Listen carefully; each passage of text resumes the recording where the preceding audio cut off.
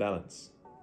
In today's video, I'll discuss balance, how to have all your training, all your academics, all your other commitments, whilst keeping a balanced, healthy routine throughout all of it. It's quite a hard topic, but I'll give some of my own advice and some things I've heard through my journey of university, school, and life in general. These are things that I try and do that might also help you out as well. But the first thing is I'm finally back. Welcome to sunny Croatia after quite a long, cold, a little bit of a rainy winter. And a little apology, I haven't really been present on here making the videos, and there are a few reasons for that which I can get into. But first of all, congratulations to anyone that received their university offers over the winter months. And a big congratulations to everyone that got offers at Cambridge and Oxford as well. Big congratulations to that. I remember that was probably the highlight of my school experience, so I hope you guys have celebrated, and yeah, congratulations on a really hard winter season of studying and preparing for university admissions.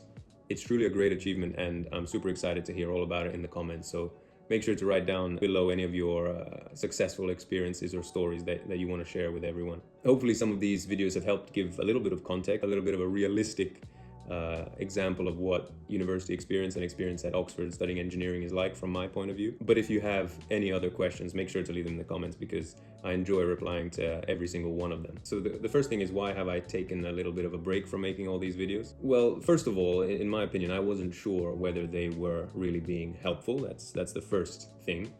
The channel was quite small and it was getting a little bit of traction, but not really enough to tell me whether the videos were making a positive impact on you guys. However, in this break, while I've taken a little bit of a pause, I've gotten more and more messages, and I've looked back on the videos and they seem to be doing quite well in terms of the people watching them. What's even better is the amount of messages that you guys have sort of emailed or texted me. And I've even hopped on a couple of calls with you guys to sort of give you a bit of background of the entire process of university applications. And so that's been really exciting, and it's inspired me to make more of these videos to really give an insight into what university experience is like and how to sort of best ease your way into the whole process. Having said this, I have been on a break, but I haven't been doing nothing. If you remember, I was in France working there as a chef.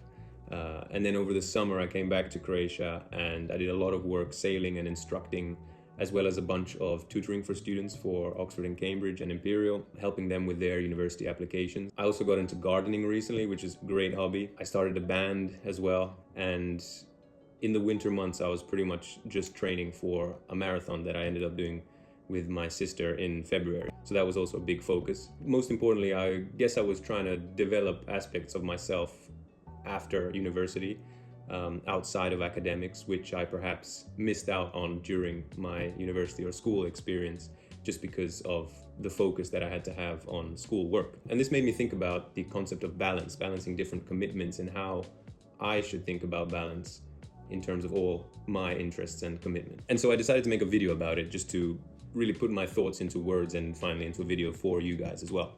So I guess the way I think about balance, there are times where it's easy and there's times where it's hard. And I have thought about it differently in the past to how I think about it now. But it's a super interesting topic and great to dive into, just to share some ideas. So what I've experienced growing up is this. Whilst in school, balance is enforced. There's a balance of school subjects that you take, some humanities, some languages, some physical education. Teachers decide how to make a balanced curriculum to best prepare you for the next stages and the next stages after that.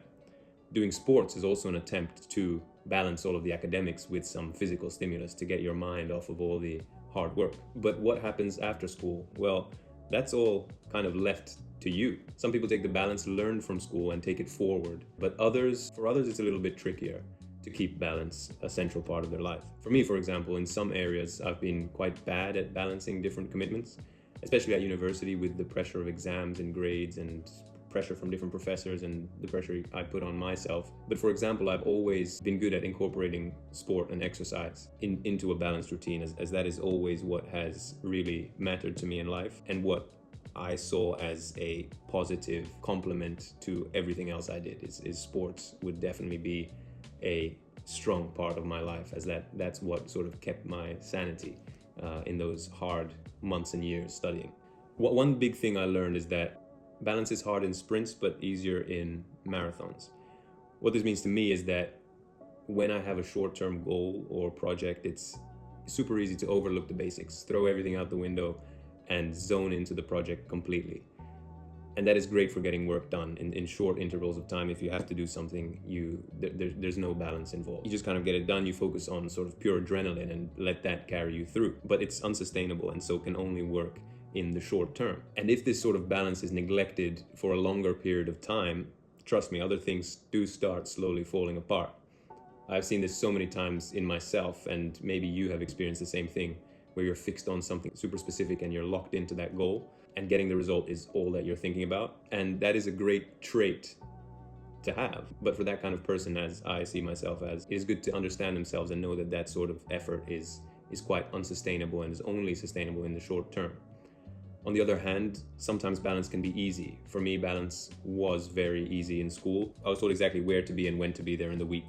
And the same thing for training. I was told exactly what I was swimming that day in that training and what I was swimming the next training, and so on. And as I said earlier, the way they make curriculums for school and for training is they look at the big picture, what they want to achieve at the end of the year, and sort of work back from there.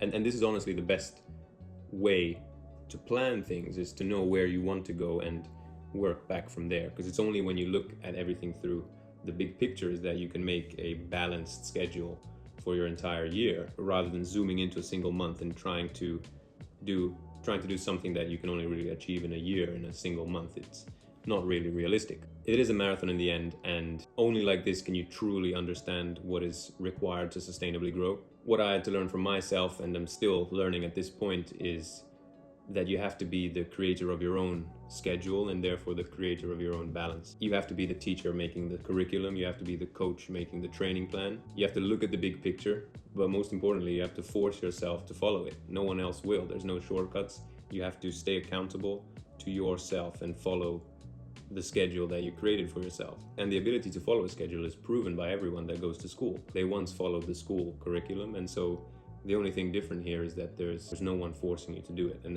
that freedom brings a great sense of responsibility to yourself and accountability for your own actions and how you choose to spend your time. No one will tell you to do anything after a certain point, and so you have to tell yourself. It's the only way. It's hard, but with balance, it can be easy.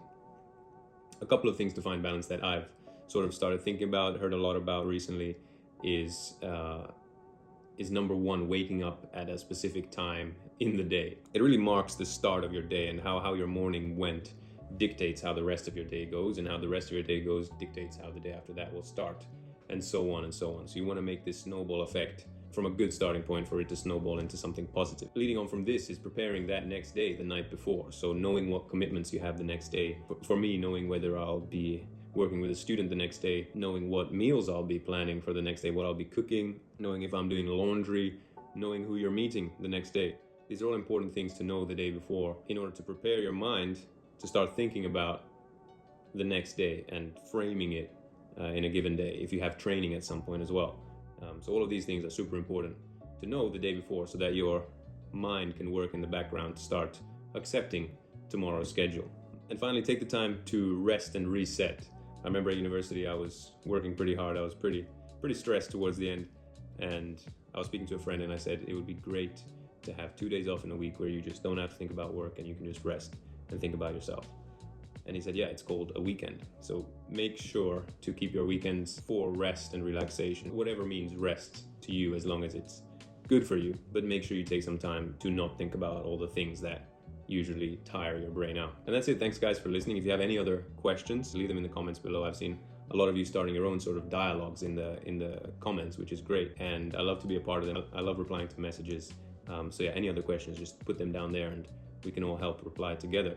For other videos, obviously I can talk about university, I can talk about my experience at university, Oxford specifically, engineering as well.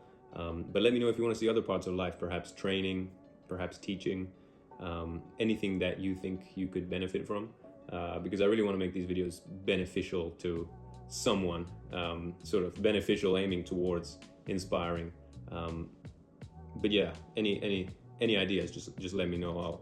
I'll consider them, have some thought, and try to come up with the best possible videos for you guys. But yeah, thanks for watching so far, and it's great to be back. Apologies for the little hiatus, but yeah, I'm back, and I'll try to stay more consistent. I believe I have a balanced schedule which will allow me to do that. So yeah, great to see you guys again, and I'll see you in the next one.